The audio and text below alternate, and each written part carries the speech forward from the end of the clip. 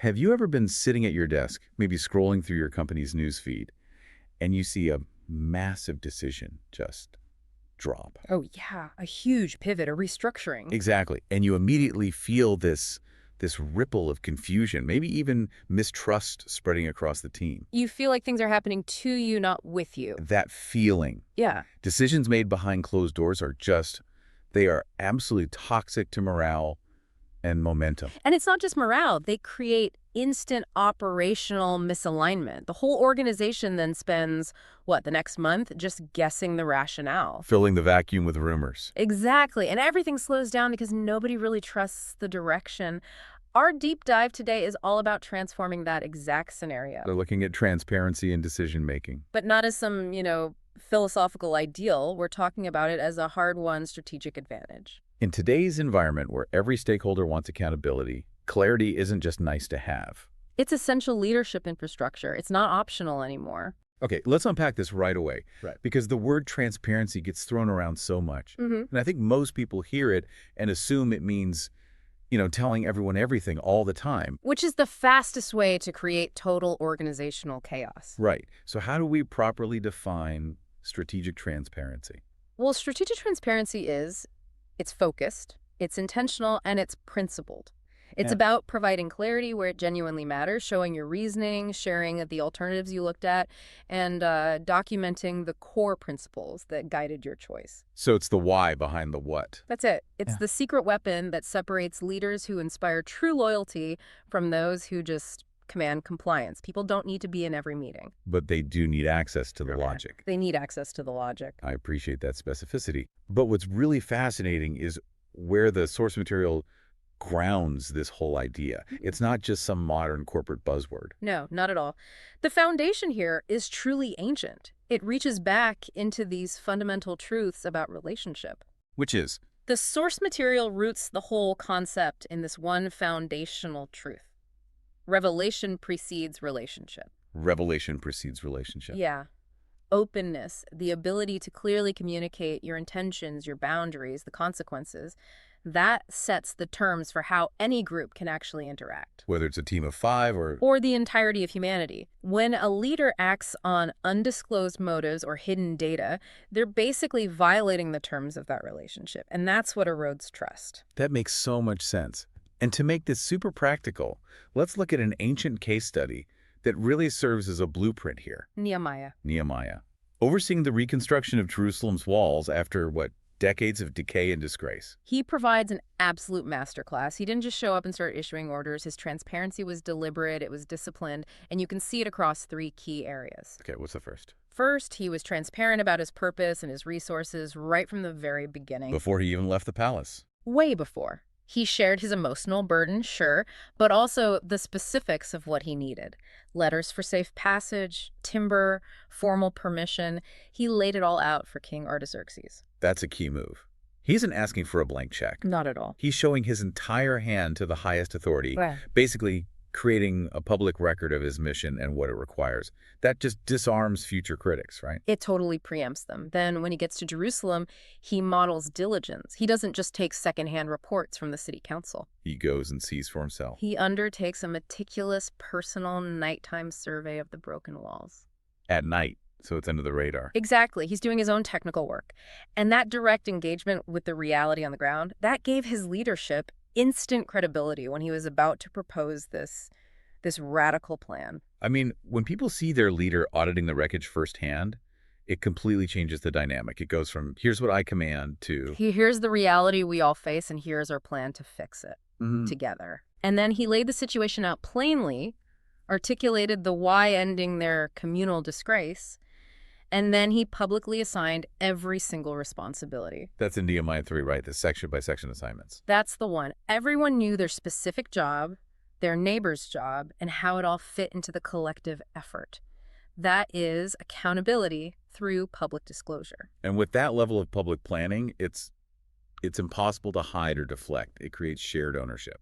And finally, maybe the most courageous act Was dealing with the internal conflict. Yes. He had to publicly confront the exploitation of the poor by wealthy Jewish brethren, his own people, and demand they make it right. Which proves transparency isn't just for external enemies. It applies even when the uncomfortable truth is found inside your own house. You have to expose internal hypocrisy to maintain any external credibility. That example just perfectly frames the modern challenge, doesn't it? Striking that right balance. Because we all know transparency is good, but leaders so often equate it with destructive oversharing. And that is the critical distinction we have to make. Transparency, the intentional, principled revelation of process, rationale, and outcomes. Its goal is to foster understanding. Okay, but where does it go wrong? What's the biggest mistake leaders make when they try to be open but just end up causing more confusion? The mistake is when transparency lacks wisdom and just becomes indiscretion. It is not oversharing. Give me an example. If you share an early, unverified rumor about a potential merger, or you dump a bunch of raw data that only a specialist can understand, you don't build trust. You just trigger a staff-wide panic attack. And paralyzed decision-making. Right. So the goal is clarity, not volume. Absolutely. The second major pitfall is vulnerability without discretion. Meaning breaching confidentiality. Exactly. Protecting the dignity and privacy of individuals is paramount. You simply cannot, publicly reveal sensitive staff issues or disciplinary actions or specific salary information. Wisdom demands you protect those personal boundaries. That balance, point intentional clarity versus just indiscriminate revelation, that's the tightrope walk. But when a leader gets it right, it transforms compliance into real commitment. You see this in the boardroom for sure. Think of a modern company like Patagonia. They provide extensive details on their supply chain, their environmental impact, through things like their footprint chronicles. They're radically transparent. Radically. They expose their successes and their flaws. And that builds this ferocious brand loyalty because consumers trust the integrity of their process, even when it isn't perfect. And in public office, it's the absolute bedrock of democratic accountability. It has to be. It's what safeguards against corruption. You need published meeting agendas, clear voting records, open bid processes for contractors. The public has to be able to see the gears of the clock working. That visibility is everything. Which brings us to, I think, the most actionable tool leaders can use to make this a real, repeatable practice. Decision log. The decision log. I love this idea because it takes transparency from this high-level kind of theoretical ideal. And it makes it concrete, a daily action. It forces discipline. It's an audit trail of your organization's thought process.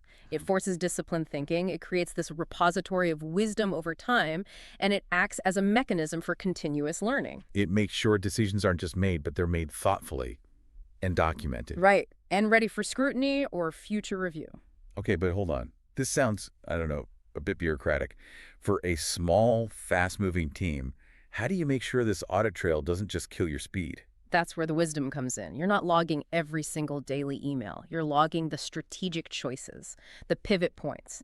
And when you commit to documenting those, the log actually reduces long-term chaos. It prevents what I call institutional amnesia. So when a new team member asks, hey, why didn't we ever try solution X? The answer isn't buried in some forgotten email chain. It's a searchable record that explains the context, the data, and why that option was rejected.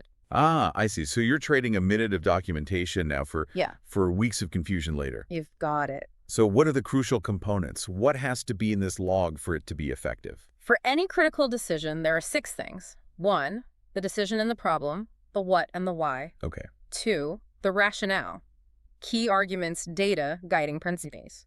3, and this is critical, alternatives considered.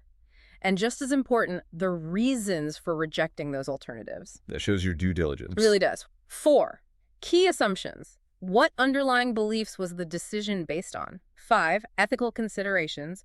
What moral dilemmas did you weigh? And the last one. And 6, a review date or mechanism. When are you going to check if this decision actually worked? It establishes a feedback loop. Documenting the rejection rationale. That's where the genius is. I think so, too. Because it preempts all those future questions.